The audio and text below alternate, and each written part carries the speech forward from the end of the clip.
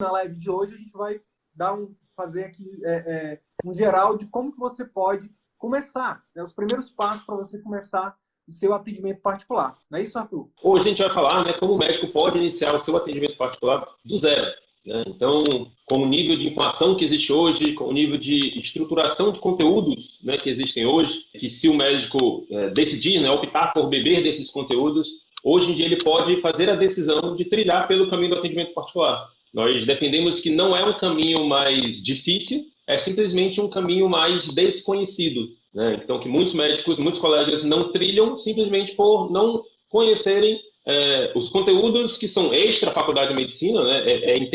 É de se entender, né, por que muitas das vezes a gente não segue por esse caminho, porque os conteúdos necessários para que a gente consiga ter sucesso no atendimento particular são extra faculdade de medicina, né? Envolvem outras áreas de conhecimento, marketing, vendas, comunicação, enfim, toda essa parte de extra faculdade. Então, hoje a gente está defendendo, né, o caminho do atendimento particular como um caminho viável, um caminho possível, um caminho que, se você estruturar todos esses conhecimentos ali na sua mente, né, do ponto de vista, enfim, de comunicação, de vendas, de persuasão, enfim, todos os conteúdos que são de gestão, de empreendedorismo, que são extra faculdade de medicina, você consegue trilhar por esse caminho mais desconhecido. Não quer dizer que é um caminho mais... não é um caminho super fácil, né, também, né? Não é uma coisa, uma fórmula mágica, não é é uma jogadinha que, se você usar o Instagram, se você fizer uma parceria aqui, pronto, bufa a sua clínica particular. Não. Então, existe um passo a passo, existe uma metodologia, existe uma estrutura por trás da construção de uma carreira no atendimento particular. E essa estrutura que a gente busca trazer aqui com os nossos conteúdos. Como que você pode trilhar esse caminho do atendimento particular, como que você pode desenvolver estratégias de captação, de encantamento, de fidelização de pacientes, para que você consiga ter esse faturamento acima de R$ 25.000 com o atendimento particular. Tá bom? Então, você não vai ver por aqui conteúdos milagrosos, né? Do tipo, faça isso e em um mês triplique seu número de atendimentos particulares, porque é muito fácil vender, né, promessas que a gente não encontra resultado disso. Então, existe uma estrutura que, se com o tempo aplicada, né, com consistência, tende a trazer resultado. E a gente já tem visto isso em todas as especialidades, em todos os locais do Brasil, e, enfim, independente de cidade grande, cidade pequena. Show de bola, show de bola. Arthur, e tem uma analogia que é interessante, que a gente tem falado muito, que é o seguinte. Cara, para a gente se formar em medicina, demorou um tempo, né? Uhum. Até passar no vestibular, até terminar a faculdade, depois de terminar a residência. Isso demora um tempo. Só que o que ninguém nos diz, né, assim, na formação tradicional, não nos dizem, e a gente fala aqui com todas as letras, é que isso por si só não é suficiente. Isso por si só não é suficiente para você que quer realmente ter uma clínica, um consultório particular de sucesso, né? Sustentável, sólido. A gente até fala para você ter cuidado com as promessas de quem está na internet. Hoje a gente tem muita gente achando que muitos aventureiros, né? A gente pode falar assim. E é por isso que eu fiz questão de dizer, a gente está aqui há 1 ano e meio, semanalmente, fazendo lives, entregando o nosso melhor conteúdo. A gente já tem quase 300 alunos, né, que a gente tem ajudado, mudado vidas, né? São pessoas que, enfim, estavam ali a um passo de entrar numa depressão, estavam ali a um passo de abandonar a medicina, que a gente tem ajudado essas pessoas a resgatar, né, o prazer de exercer medicina, a atender o paciente como ele sempre sonhou, a poder, de fato, ser valorizado, né? Eu acho que é uma das coisas que a gente mais escuta dos nossos alunos. Sidney, agora eu aprendi a me valorizar. Assim como você teve um tempo para se formar, para fazer residência, existe um tempo também para aprender marketing, gestão, comunicação, vendas, finanças, todas essas habilidades que a gente, infelizmente, não aprende na faculdade. Então, o que acontece? Então, assim, a grande oportunidade que a gente tem para te falar hoje, né, é que você não precisa esperar 10 anos. Existe uma crença, né? Existe uma cultura na medicina que a gente tem que se formar, tem que passar 10 anos trabalhando para plano, para plantões, para somente depois começar a viver particular. Como o Arthur falou, hoje a gente tem a oportunidade, né, de acordo com... A gente tem tecnologia, a gente tem informação mais do que suficiente para a gente não precisar pagar esse pedágio, né? Esse pedágio de 10 anos para somente depois disso começar, tá bom? Então, a gente fala isso baseado não só em achismo, de novo, né? A gente tem, por exemplo, o exemplo de uma aluna nossa, a doutora Irlena, endocrinologista, lá de Vitória, no Espírito Santo, que em menos de 1 ano, hoje, ela já vive de atendimento particular, com faturamento acima de 25 mil por mês, por exemplo. João Paulo Merino, oftalmologista no Rio de Janeiro, outro colega também, que menos de um ano também já está trilhando esse caminho aí.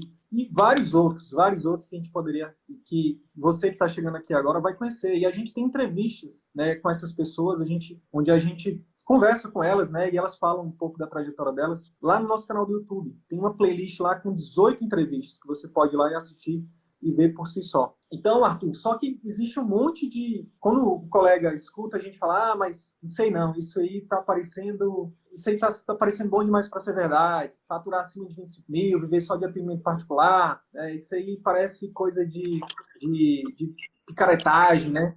E aí, quando a gente escuta isso, a gente entende, e é por isso que a gente está toda hora falando dos nossos alunos, mas depois disso, os colegas acabam que eles demoram para começar o atendimento particular deles porque eles têm alguns receios, né? E um dos principais será que funciona para mim?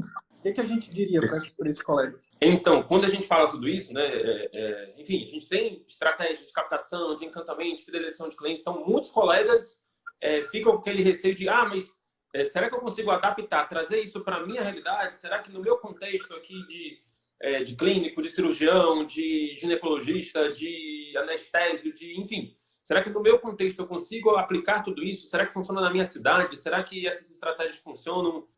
Enfim, será que é possível montar um atendimento particular com todas as dificuldades que eu tenho aqui na minha cidade, no meu contexto? E o que a gente quer trazer aqui, né, e hoje, né, de uma forma mais estruturada aqui, de todos os passos iniciais, né, que é importante serem dados ali de um rumo a esse caminho no atendimento particular. E o que a gente quer trazer aqui também, né, são esses exemplos de que existem colegas de todas as especialidades que já trilharam esse caminho, já colocaram em prática essas estratégias e já estão tendo resultado. Então, a gente já vê colegas cirurgiões, clínicos, colegas que mexem com exames, colegas de cidade grande, de cidades pequenas, enfim, de todas as especialidades aplicando essas ferramentas e tendo resultado. Então, basicamente, as pessoas começarem a implementar aquilo que a gente vai falar hoje, né, na live de hoje, provavelmente elas já vão, como você falou no início, né, se diferenciar, já vão conseguir construir, né, algo pelo menos de início ali, rumo a esse grande objetivo, né, de faturamento, né, dos nossos 25 mil que a gente almeja exclusivamente de atendimento particular. Cara, no teu caso, né, a gente pode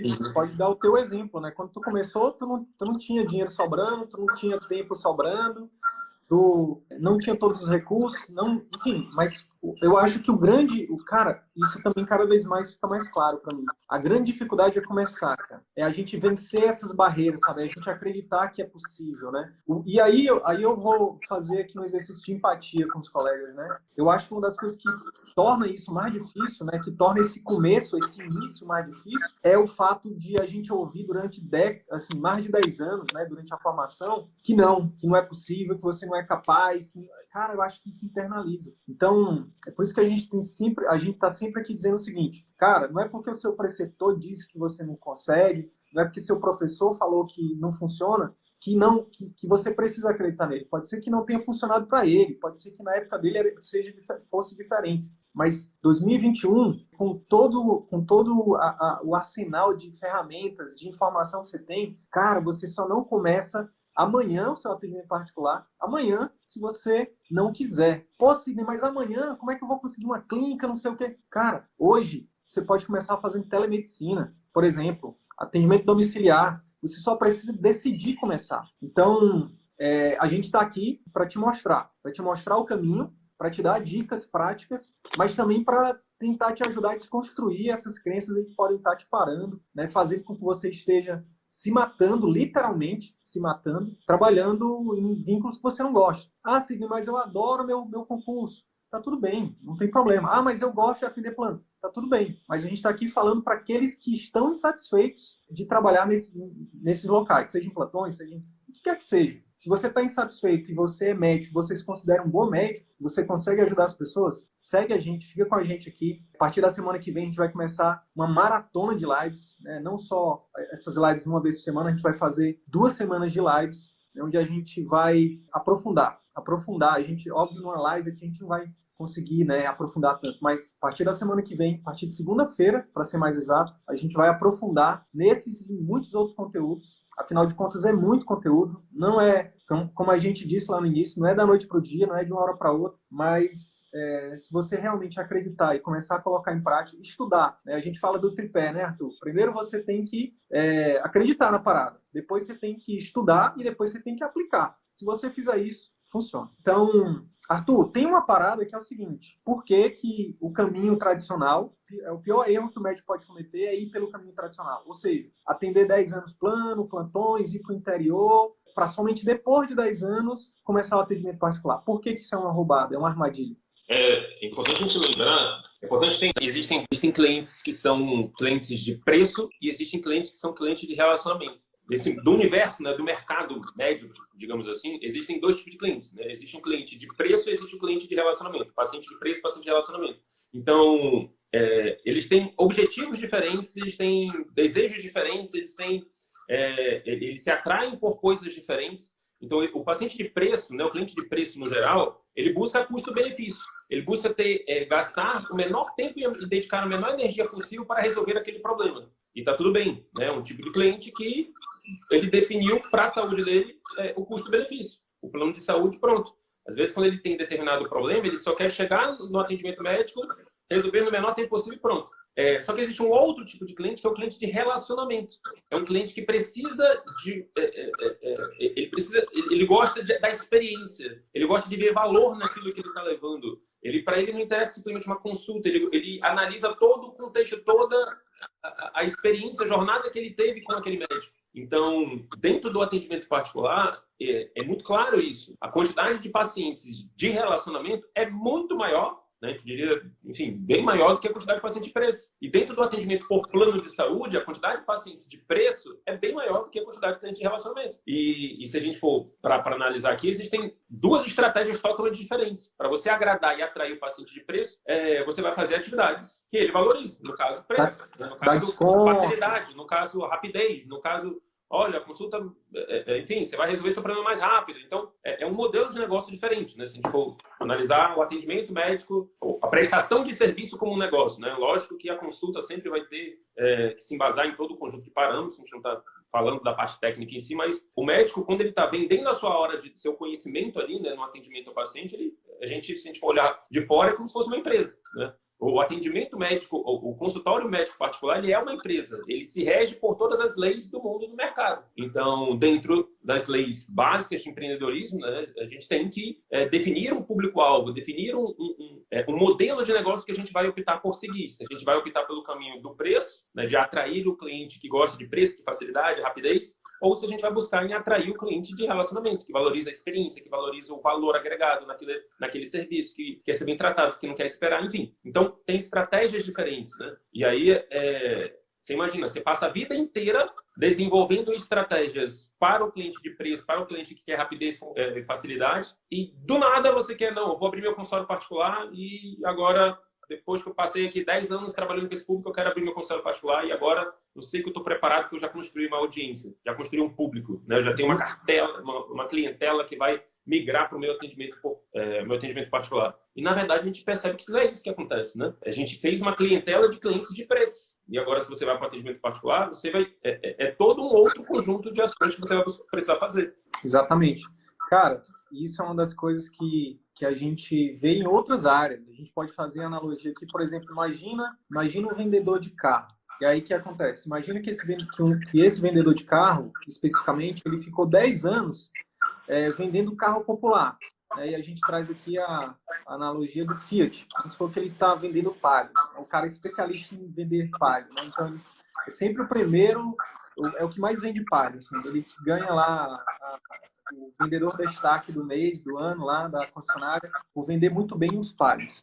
Só que aí, do nada, ele assiste uma live de um pessoal que fala assim, cara, quer aprender a vender Ferrari? E aí ele vê uma live e diz, cara, eu acho que eu posso também. Eu vendo Palio, então eu vou aprender. Então, pô, os caras falaram que... Tudo é carro. Que tudo é carro, então deixa eu aprender, deixa eu ir vender Ferrari. Só que o que o Arthur tá falando é que a Ferrari é um paciente de relacionamento. E o Palio é um cliente de preço. Então, para vender uma Ferrari, as estratégias são totalmente diferentes. Imagina, será que esse vendedor que passou 10 anos vendendo carro popular e vai ter sucesso em vender Ferrari, carros de luxo? Dificilmente. Dificilmente, porque, tipo, ele vai, sei lá, vamos dar um exemplo aqui. Uma das estratégias para atrair cliente de preço é dar desconto. Ah, vem aqui, só isso, vou dar o desconto aqui. E o cliente de Ferrari, ele quer o quê? Ele quer valor. Ele quer, a estratégia para ele é mostrar o valor que ele vai ter em ter aquele carro, em ter experiência com aquele carro. Então, a comunicação com esses dois tipos de clientes são totalmente diferentes. E aí que está o erro, é aqui que está a armadilha. A formação tradicional e o mercado só ensina o médico a vender o quê? A atender cliente de preço, a atender paciente de plano de saúde, de plantões, né? Enfim, clínicas populares.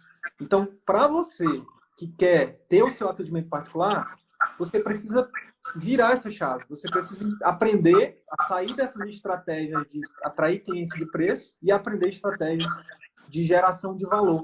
Porque se você fizer todo o investimento na clínica, não sei o quê, cliente, se você for usar as mesmas estratégias, por exemplo, primeiro vou atender aqui cliente de plano para movimentar a clínica, só depois eu vejo os particulares. Pode ser um tiro no pé, porque esse cliente de plano, ele vai trazer outro cliente de plano, vai trazer outro cliente de plano, e você talvez nunca saia dessa areia movediça, digamos assim. É por isso que a gente fala assim, defina isso, que você, beleza, quer viver de atendimento particular? Então, faz um planejamento e estrutura tudo para o particular, porque é um risco muito grande você misturar os dois. É isso. A gente sai da faculdade, né? O conhecimento técnico que foi aprendido na faculdade, se a gente for olhar de uma outra forma, não necessariamente que ele seja voltado para o cliente de preço, né? Mas é que, na verdade, ele é uma commodity. Ele é um produto simples, né? É como se fosse a gente aprendeu a fazer uma camisa. Entre você vender uma camisa e você vender uma camisa de marca, existe toda uma diferença. Só que para a construção de marca, existe todo um conjunto de outras ações que são necessárias, que não só o processo de produzir uma camisa, costurar, enfim, de produzir uma camisa. Então, a gente sai aprendendo, tendo conhecimento técnico de construir camisas, de costurar, de fazer, de produzir, no nosso caso ali, prevenir e diagnosticar e tratar doenças. Então, só que no atendimento particular, tudo isso tem que estar envelopado de um serviço diferente, né? Nosso objetivo aqui é dar aqui um pouco mais das estratégias necessárias nesse caminho. E como você já falou, o primeiro grande ponto aqui demanda uma decisão. Precisa fazer a decisão. Quando a gente diz decisão, decidir vem do latim, significa renunciar às outras possibilidades. Então, se a gente decidiu ir para o atendimento particular, significa que o serviço que a gente vai buscar desenvolver é de atendimento particular. A gente não é muito a favor daquela estratégia onde você mistura tudo, né? Num cliente, no mesmo local tem ali plano particular, enfim, a gente vai ver que as estratégias são diferentes, né? Então, uma vez decidido o atendimento particular, a gente vai começar a adotar as estratégias para o atendimento particular. E a primeira delas também vai nessa linha da decisão. A gente precisa, dentro da decisão de atendimento particular, fazer outras decisões. Ou seja, dizer não, dizer alguns nãos. A primeira grande decisão estratégica que a gente precisa fazer no atendimento particular envolve o conceito de posicionamento. Posicionamento é justamente como que você vai ser visto na cabeça do seu potencial público-alvo. Então, como é que esse público-alvo... qual é o público-alvo? Primeira grande pergunta, né? Qual é a área de atuação que você quer? Qual é em outras palavras, é o nicho de atuação. Dentro desse nicho de atuação, qual é o subnicho de atuação? Dentro desse subnicho de atuação, quem é exatamente o público-alvo que você quer atrair para o seu consultório? Então, existe todo um conjunto de definições estratégicas que são importantes serem tomadas antes até, né, de se iniciar ali o processo de abertura propriamente dito, né, do atendimento particular. Por que isso é importante? Porque o paciente ele sempre vai lembrar do primeiro lugar. Ele sempre vai ter, dentro do mercado, né, ele sempre vai buscar o primeiro. Então, olha, eu vou no supermercado. Qual é o primeiro nome que vem na cabeça dele, dentro ali da região dele? Então, tem sempre um primeiro, um segundo, no máximo um terceiro ali na cabeça dele. Então, dentro dessas três opções, ele vai fazer a escolha dele dentro dessas três primeiras opções. Então, dentro do mundo do mercado, por exemplo, de refrigerante, qual é o primeiro nome que vem na sua cabeça? Então, muitos de vocês provavelmente vão dizer Coca-Cola, enfim. Quando a gente chega no mercado de atendimento particular, a probabilidade de já ter outros nomes na sua região, né, de pessoas que já estão ali, de colegas mais antigos que já estão ali no mercado de atendimento particular, é muito grande. Então, dentro desse ponto, né, a gente precisa fazer essa decisão. Quando já tem alguém, né, no mercado que você quer atuar, você precisa, ou você vai tomar a decisão, ou você vai competir com essa pessoa e você vai começar em posição de desvantagem, ou você vai criar subdivisões da área de atuação. Você vai definir um segmento de mercado que você vai atuar. Tá? Então, o conceito de nicho, subnicho, público-alvo envolve você fazer uma definição exata de qual é o tipo de serviço que você vai montar, e todo o processo, todo o resto das estratégias vão ser voltadas para você ser o primeiro grande nome na cabeça das pessoas que buscarem aquele atendimento, que buscarem aquela área, né? Que demandarem aquela área. O mundo do empreendedorismo, ele sempre é um encontro entre uma solução, né? Um público que tem uma dor e uma empresa que tem uma solução. Então, quanto mais assertivo for isso, né? Quanto mais as suas decisões forem bem certas, né? E você conseguir construir uma comunicação bem certa para determinado público, maior a probabilidade dele lhe ver como o primeiro grande nome naquele segmento. Então, dentro do atendimento particular, né, o cliente de atendimento particular, digamos que ele começou a ter determinado tipo de patologia, determinado tipo de dor ou determinado tipo de sonho. Ele vai olhar para a cidade dele e ele vai falar quem é o primeiro, quem é o grande nome, quem é o bambambam dessa doença X, dessa situação X que eu estou agora. Então, se você não for esse primeiro grande nome, a probabilidade dele lhe procurar é menor. Então, o primeiro ponto aqui é justamente fazer essa definição. Qual é a área que eu quero ser o número 1? Qual é a área que, uma vez eu decidido, uma vez a área ou a sub-área, né, que uma vez definida ali, eu vou focar para que eu seja o número 1 na cabeça do meu cliente. Né, para que, se ele pensar nessa patologia, nessa condição aqui que eu escolher, ele vai pensar em mim, ele vai lembrar de mim, ele vai querer vir comigo, as pessoas vão me indicar porque eu vou ser o primeiro grande nome nessa área de atuação, né, nessa sub-área de atuação ou para esse público específico. Arthur, e aí eu quero complementar a tua fala com uma grande oportunidade. Uma grande oportunidade, principalmente para o médico recém-formado, que é o seguinte. Quando a gente fala de ser o primeiro, é importante você entender o seguinte: o primeiro é na cabeça do potencial cliente. Quando a gente fala o primeiro, não é o primeiro na sua cabeça. Então, por exemplo, qual é o médico na minha especialidade que é o mais famoso? Aí você vai pensar no seu preceptor. A pergunta é, será que o seu preceptor é o primeiro a ser lembrado na cabeça das pessoas? E aí, uma métrica para você ver isso é você ver, hoje, 2021, é você ver se esse seu preceptor, por exemplo, ele está no Instagram, se ele está nas redes sociais, se ele está no YouTube, se ele está no Facebook, se ele está produzindo conteúdo. Por que, Sidney? Ora, porque se ele não estiver lá, mesmo que ele já tenha toda uma carreira, todo um nome, você pode ser o primeiro. Você pode até ultrapassar ele. Entendeu? Por quê? Porque ele pode ter a carteira de clientes dele lá, mas é algo pequeno. Se não tiver, se ele ou outra pessoa não tiver uma presença digital forte, ou seja, o que é presença digital forte? É estar praticamente todos os dias na internet. Todos os dias, produzindo conteúdo de valor para a sua audiência. O que é conteúdo de valor? É produzindo vídeos, né, onde você resolve dores da sua audiência, do seu público, ou que você mostre, que você proporcione sonhos. Então, imagina que o seu paciente, o sonho dele sei lá, no caso, entrou aqui o Dr. Ronald, que é nosso aluno, ortopedista. O sonho dos pacientes do Dr. Ronald é, por exemplo, voltar a andar. E ele vai lá e faz uma cirurgia e promove isso para o paciente dele. Então, ele promoveu o sonho.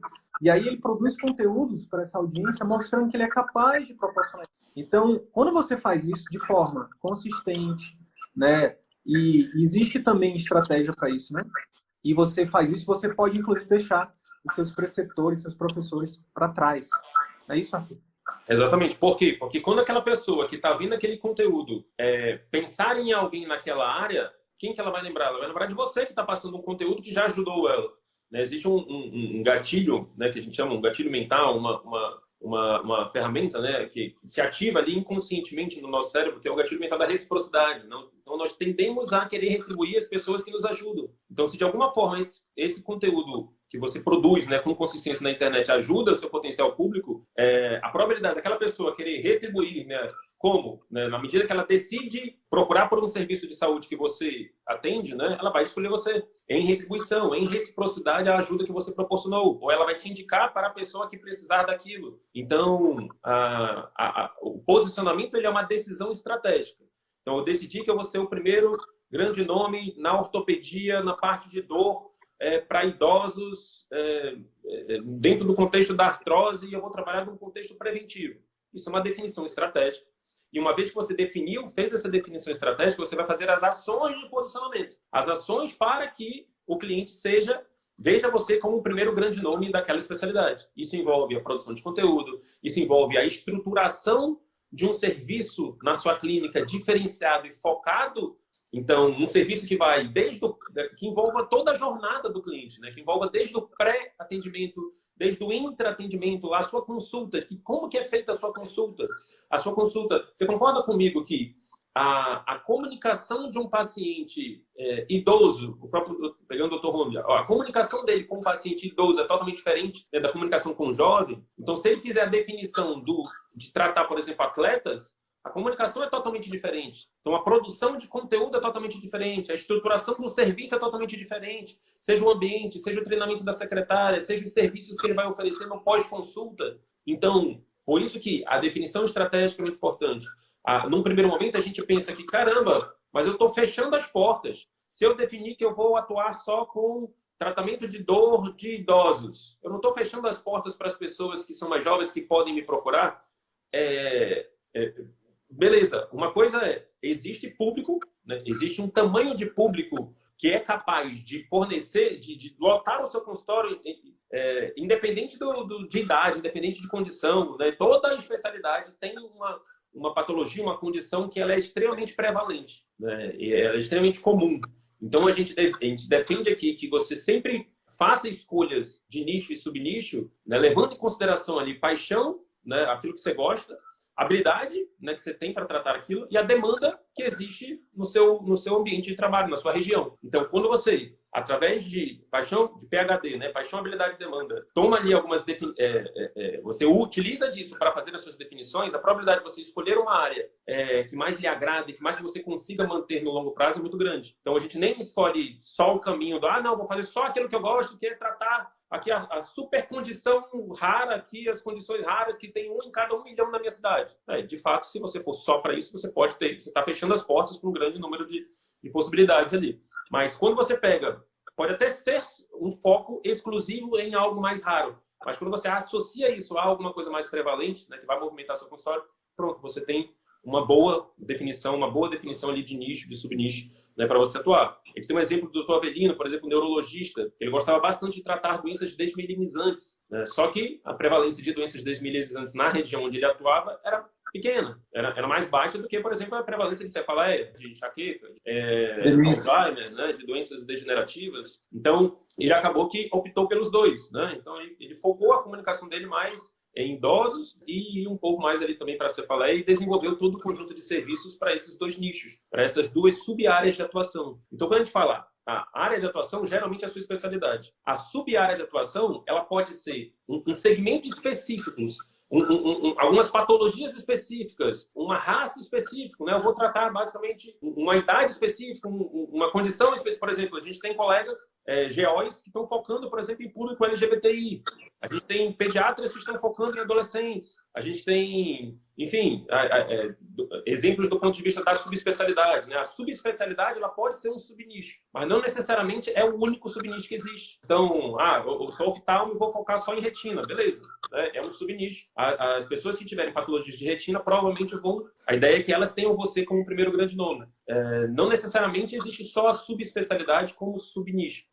O subnicho, ele pode ser a sub-área de atuação, né? Ela pode ser, por exemplo, enfim, aspectos culturais, vegetarianos, por exemplo. Não, vou focar no público vegetariano na minha cidade, vou tratar distúrbios. Sou um endocrinologista que trato diabetes em vegetarianos, que trato condições endocrinológicas relacionadas aos distúrbios do metabolismo e dos hormônios de vegetarianos. Então, eu estou jogando aqui, né? Mas você teria que avaliar dentro de paixão, habilidade e demanda que tipo de sub-área de atuação e que público você quer atrair para o seu consultório. E a partir disso, a comunicação vai ser muito mais assertiva. Arthur, mas se eu focar só nessa sub-área, só nessa doença, como é que vai ser? Vou focar só numa doença específica, eu tenho que ser o grande nome daquela doença? Na verdade, a definição por patologia não é porque você vai ser o grande nome naquela patologia, você vai ser o grande nome, você vai ter uma grande expertise nos pacientes que têm aquela patologia. Então, por exemplo, a pessoa que tem diabetes lá no Nordeste é diferente da pessoa que tem diabetes aqui em termos de hábitos, em termos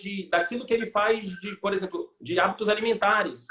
Então, quando você foca num público específico, numa patologia específica, você vai conhecer todas as dores, todas as manhas, todos os pormenores daquele paciente que tem aquela patologia na sua região. Isso tende a gerar o que a gente chama tende a fortalecer o seu posicionamento, tende a fazer com que as pessoas lhe vejam como grande nome naquela área, naquela região. Essas definições elas estão todas entremeadas, né? Área de atuação, sub-área de atuação e público-alvo. Então, uma vez que você define, não, a área de atuação geralmente é a sua especialidade. A sub-área de atuação pode ser uma subespecialidade ou alguma definição específica que você faça dentro da sua área, dentro da sua especialidade. Que pode ser idade, que pode ser patologias específicas, grupos de patologias específicas, que pode ser grupos, tipos específicos de pacientes, né? Aspectos culturais, aspectos sociais de determinado tipo de paciente. Então, a subespecialidade é isso. E aí, uma vez feita essa definição, você vai analisar e estudar a fundo o seu público-alvo. E aí você vai buscar ajudar esse público-alvo a resolver todas as dores, todas as dificuldades que ele tem, que ele enfrenta ao longo até da adesão às suas recomendações médicas. Então, uma vez feita a definição estratégica, a gente vai para o segundo ponto, né, Sidney? Que já é buscar desenvolver estratégias intraclínicas, né, digamos assim. Eu queria só dar fazer uma analogia, Arthur, para poder fechar com chave de ouro a tua explanação sobre posicionamento. Se a gente pegar a analogia das aves, fica mais fácil.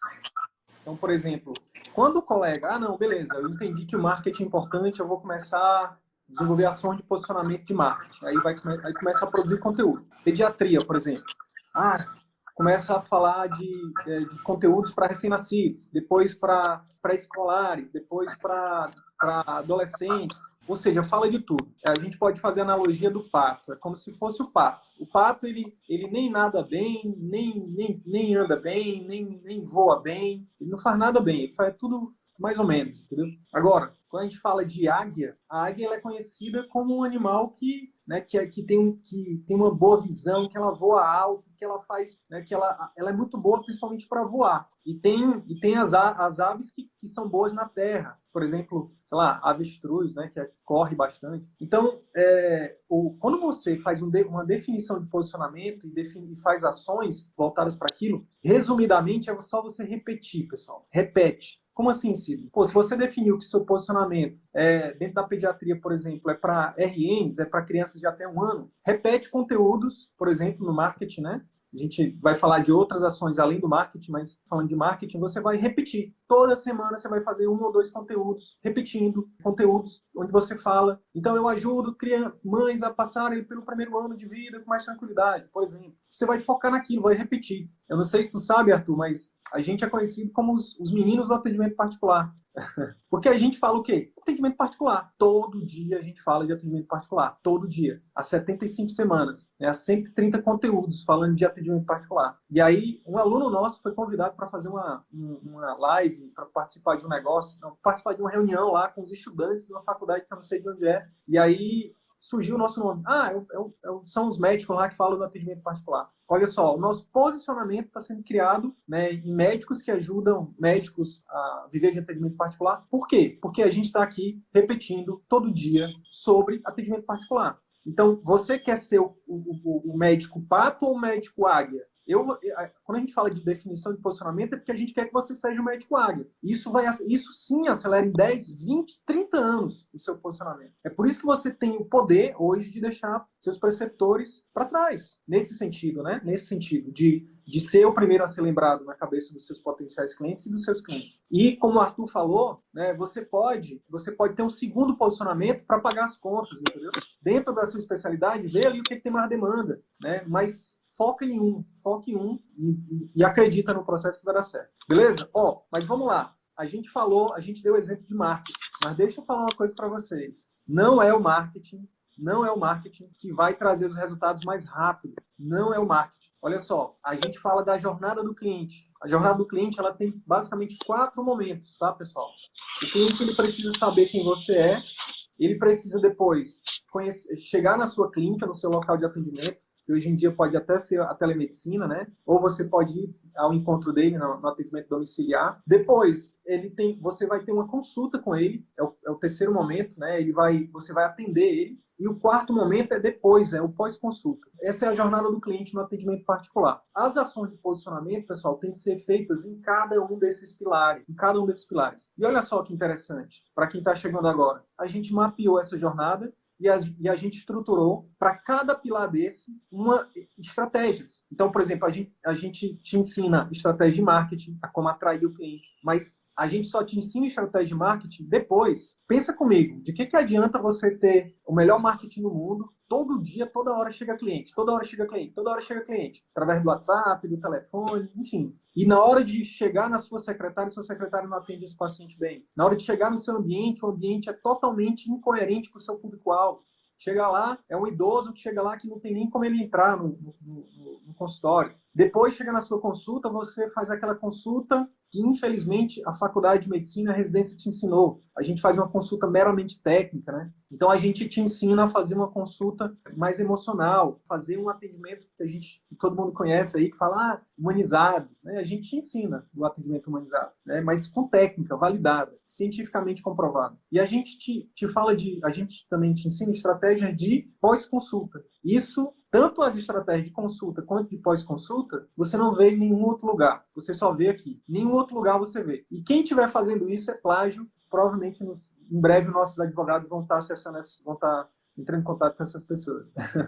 Por quê? Porque o método de consulta do CVM fui eu que criei, e o Arthur, né, a gente se juntou, fez essa parceria, e a gente otimizou ela. E os nossos alunos agora, cada um deles tem melhorado, né? Começou comigo, depois o Arthur ajudou, e agora os alunos têm melhorado. E o método de acompanhamento, né, estratégia de acompanhamento no pós-consulta, quem criou foi o Arthur, eu ajudei a otimizar, e os nossos alunos estão aí no Brasil inteiro também melhorando. Então, a gente tem visto, pessoal, que, beleza, o marketing é importante, só vão ter dois tipos de médicos que vivem de atendimento particular no futuro, são os que estão na internet e são os que não estão no atendimento particular, mas você tem que entender que antes de atrair um monte de clientes, você precisa ter um serviço diferenciado. Então, quando a gente fala de ações de posicionamento, beleza, sim, eu defini que meu público-alvo vai ser idoso. Gente, o seu atendimento, a sua secretária, o seu ambiente, os processos da sua clínica tem que ser estruturado para esse público idoso, entendeu? A sua consulta tem que ser estruturada, focada no público idoso. O pós-consulta, tudo isso tem que ser focado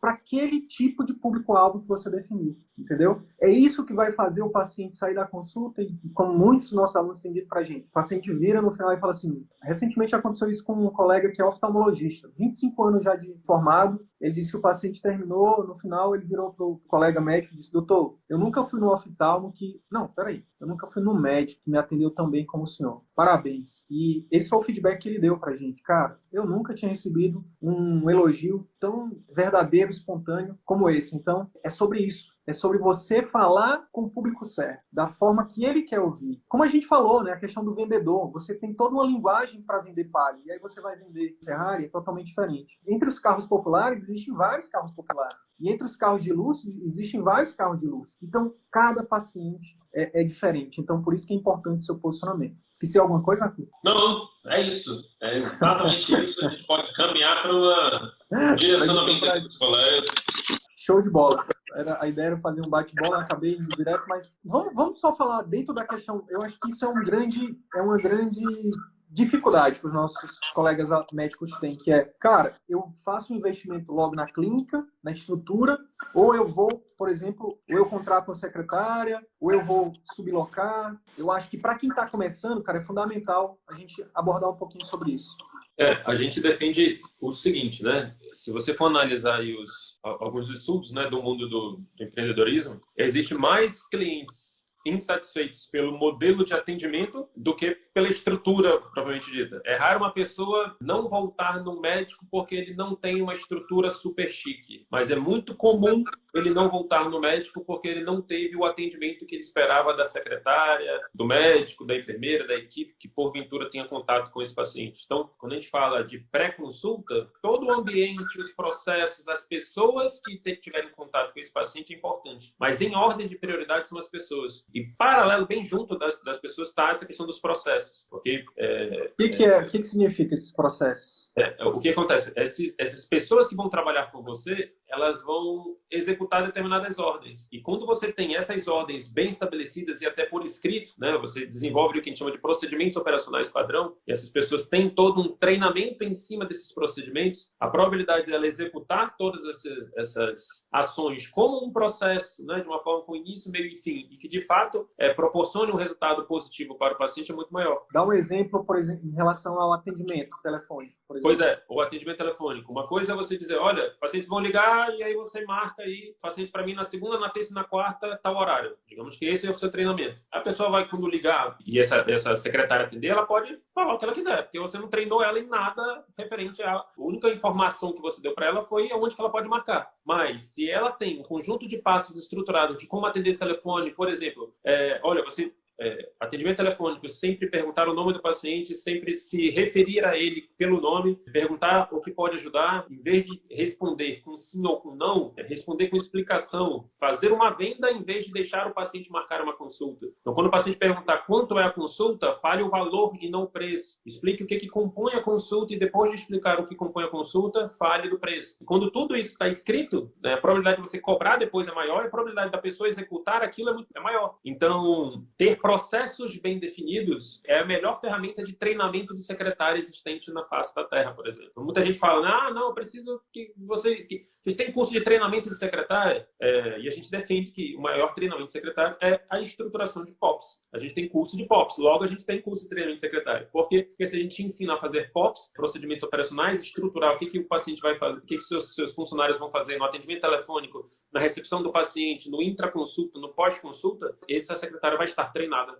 naturalmente. E se você associa isso com um treinamento ali da parte de cultura da empresa, né, de cultura, a probabilidade de fato ela aderir, né, adotar as ações que você preconizou como necessárias ali, como um processo maior. Olha aí, ó, o Fernando é um amigo querido lá de João Pessoa, Paraíba, e aluno do CVM, acabou de concluir o POP dele, 13 páginas. Mas calma, não é o POP só da secretária não, tá, pessoal?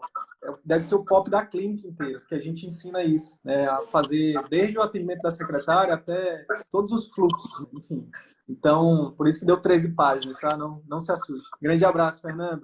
Feliz ano novo, meu amigo. Tamo junto, 2021. Vamos continuar crescendo. Arthur, eu queria dar um exemplo, dar uma analogia, que a grande parte do meu trabalho é fazer analogias. A gente fala muito da analogia do barco.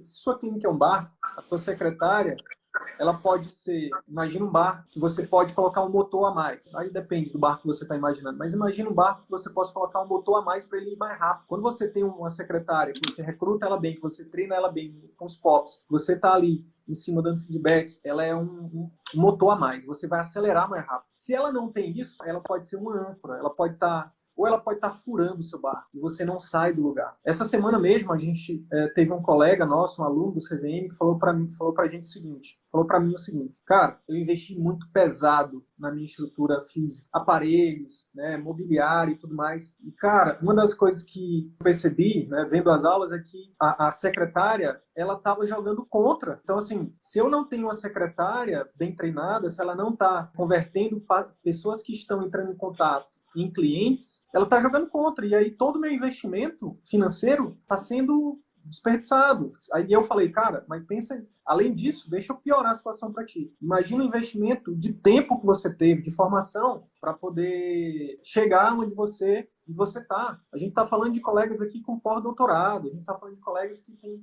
20 anos de formação, com fellow, sabe? E aí tem uma pessoa que é chave nesse processo, que é a secretária. Se ela não tiver treinada, meu amigo, ela está afundando o seu consultório. Então, por isso que a gente defende tanto isso. Então, para quem está começando do zero, não tenha dúvida nenhuma, seu maior investimento, mais importante e que vai trazer mais retorno para você é uma boa secretária. É uma boa secretária treinar. Então, lembra disso aí. O ambiente, você pode até... a gente está com um colega também muito querido, o Dr. Luiz Henrique. Ele fez o nome dele aqui em Manaus, é um psiquiatra maravilhoso. Ele fez o nome dele sem ter clínica própria. Ele é um dos 18 colegas que estão lá na nossa playlist lá de entrevista, lá no YouTube. Conhece lá a história dele. Ele não tem clínica própria e fatura muito bem, graças a Deus, está muito bem, obrigado, né, Luiz? E digo mais, está ganhando muito bem e está ajudando muita gente. É uma das pessoas, assim, é um ser de luz, né, que eu conheço, que mais ajuda as pessoas. Então, mas um dos ativos que ele tem que é muito bom é a secretária, certeza. Arthur, o que a gente poderia dizer para os nossos colegas que estão com a gente aqui até agora? Uma dica prática, um passo pequeno, que ele pode dar de hoje para amanhã, mas que pode acelerar o processo dele. Avaliar o posicionamento, fazer essa definição de posicionamento. Você já tem bem definido seu público-alvo, a sua área de atuação, a sua sub-área de atuação. E uma vez que isso já está bem definido, todo o resto, todo o serviço que você oferece está congruente com esse posicionamento, com essa definição estratégica. Você é o primeiro grande nome.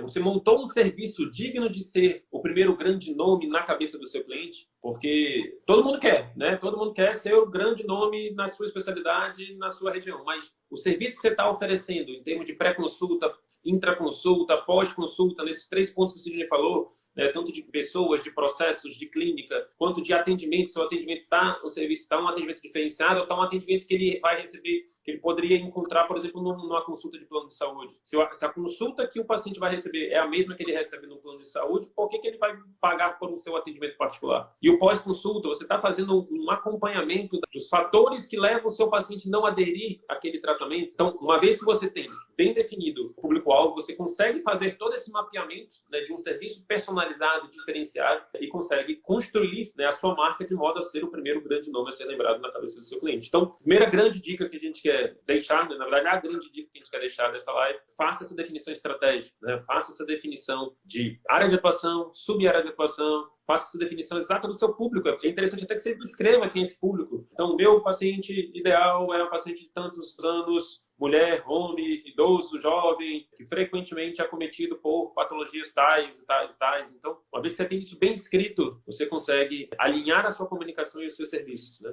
E essa seria, na verdade, a segunda dica. Comece a pensar em formas de você resolver as dores, né, desse público, as dificuldades que ele tem, né, em aderir e seguir, né, seus tratamentos, e ajude ao máximo para que ele possa alcançar os seus grandes sonhos, né? Show de bola. Cara, tem algumas perguntas que a gente vai já responder. Eu queria perguntar dos colegas. Você tem sido mais, o seu atendimento, né? Você tem sido mais um vendedor de carro popular ou de Ferrari? De Fiat ou de Ferrari? É importante você ter essa clareza. Não precisa responder, não. Mas é importante você ter essa clareza, porque para a gente poder chegar num tratamento efetivo, a gente precisa de um diagnóstico efetivo. Então é importante ter essa clareza aí, ter essa definição. Uma outra coisa que eu queria falar nessa primeira dica é que o posicionamento, você não precisa ter medo de definir ele e nunca mais voltar atrás, entendeu? Não tem problema definir um posicionamento agora e depois mudar. Não tem problema, tá? Eu vejo muita gente procrastinando o início até alunos nossos, né? Demora para começar porque eu não sei qual posicionamento. Define um e começa. E aí depois, se não funcionar, muda, entendeu? É assim, entendeu? A gente não começou falando de atendimento particular, não. A gente começou a falar de empreendedorismo. Depois fez mais sentido para a gente falar de atendimento particular. Então, a gente vai melhorando. Eu gosto muito de empreendedorismo, eu gosto muito dessa parada de negócios, de ser dono, inclusive, porque a gente tem a autonomia de mudar, de melhorar. No mundo das startups, eles chamam isso de pivotar. Então, faz um experimento, começa, deu certo, opa, melhora e continua. Fez o experimento, não deu certo, opa, deixa eu ver o que não funcionou e vamos mudar a estratégia. E continua, beleza? Tem algumas perguntas aqui pra gente responder. Eu sempre atendi paciente de plano e particular da mesma forma, sem discriminação. Depois saí do plano e muitos vieram para o particular. Show, é isso aí. A gente sempre fala que não é, como o Arthur falou, não é a parte técnica que muda, né? A questão é que quando você está no plano, você, mesmo que você queira oferecer um atendimento melhor, muitas vezes você fica de mãos atadas, né? Porque você não tem tempo, porque você é cobrado, você tem metas ali, você tem que atender tantos pacientes por dia, e isso meio que te obriga a diminuir a qualidade do seu atendimento. Então, o atendimento particular, a gente defende ele, não é porque a gente quer que o médico enriqueça e a gente não pensa na população, não. É porque hoje é o que a gente enxerga que é o único lugar onde existe um ganha-ganha real, onde médico e paciente ganham. Porque, para pensar comigo, no plano de saúde, quem que ganha? O paciente, o médico ou o dono do plano? No sistema único de saúde, por mais que seja muito bonito, o paciente ganha, e ele tem que ganhar mesmo.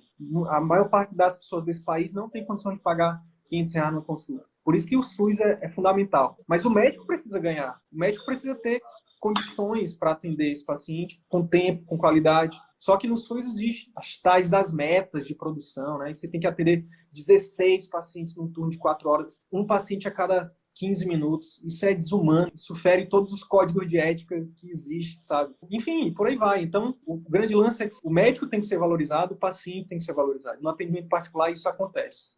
Isso é possível. O paciente paga, paga feliz, e o médico atende, atende feliz. Isso deveria acontecer em todos os lugares, não só no atendimento particular. Deveria acontecer no SUS, deveria acontecer nos planos, enfim. E se isso acontecer um dia, eu acho que o CVM vai perder. Não vai mais fazer sentido o CVM existir. Até lá, a gente vai estar aqui lutando por um bom atendimento para o paciente, pela valorização do médico e por esse ganha-ganha verdadeiro. Quer responder essa daí? Vocês têm ideia para uma clínica? Qual a proporção de secretária profissionais? É complicado, viu, Fernando? Porque se tiver muito profissional, cara, é igual a gente acabou de falar. A qualidade do atendimento vai diminuir. Porque imagina, se for você e mais dois, e se tiver os postos bem estruturados, e tiver uma pessoa bem treinada, uma pessoa muito boa, eu acho que até vai. Mas acima disso, talvez já comprometa, entendeu? Isso acontece muito, né, Arthur? Com os colegas que trabalham em locais sublocados. É uma secretária para dar conta de 10 médicos. É impossível. É humanamente impossível. Não é que a secretária não seja boa. É que é humanamente impossível. Você, por exemplo, imagina fazer 10 pós-atendimento de 10 médicos. É impossível. Então, lembra, o nosso modelo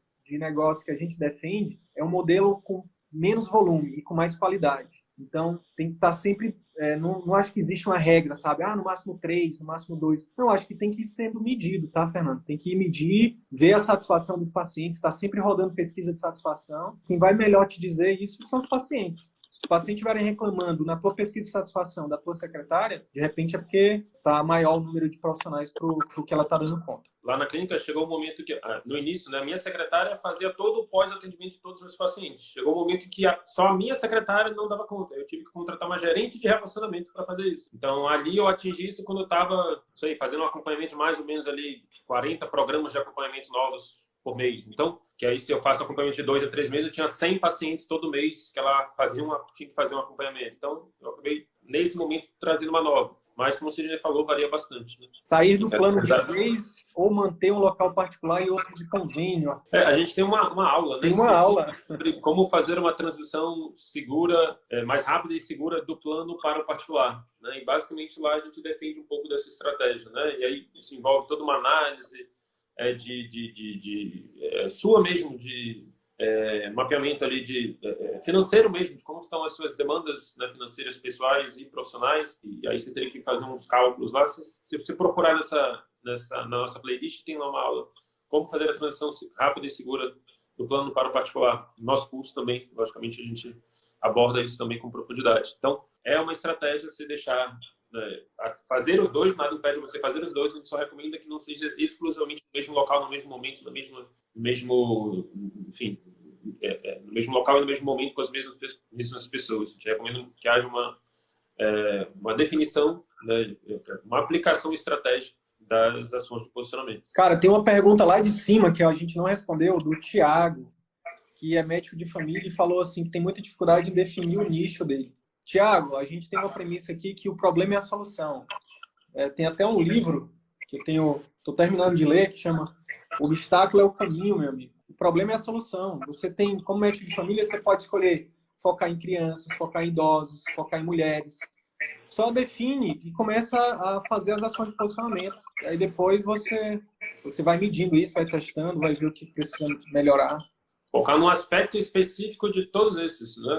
Não, eu faço a parte preventiva de tudo. Eu faço enfim, é só você definir um termo que você quer ser o primeiro grande nome naquele termo. Tem um colega, médico de família, que ele definiu, por exemplo, doenças musculares, né, doenças musculoesqueléticas. Teve outro que definiu ansiedade e depressão. Teve outro que definiu só telemedicina. Cara, eu vou atender só telemedicina. Eu me apaixonei pela telemedicina.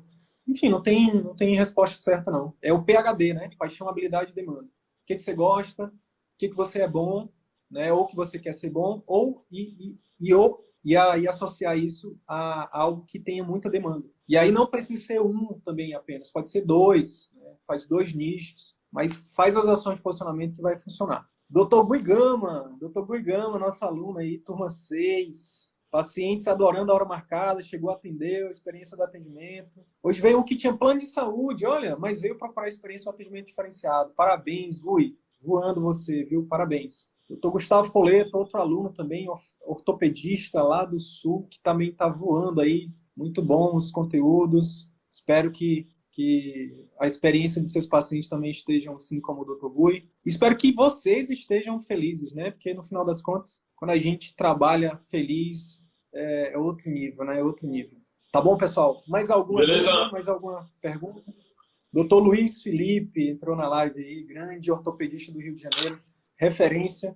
Pronto, ó, o Luiz Felipe é um exemplo de um bom posicionamento.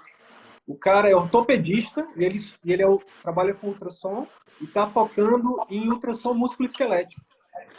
Focou tanto nisso, está dando tão certo a clínica dele, que ele até montou um curso online. Está aí já na 2ª turma, se eu não me engano.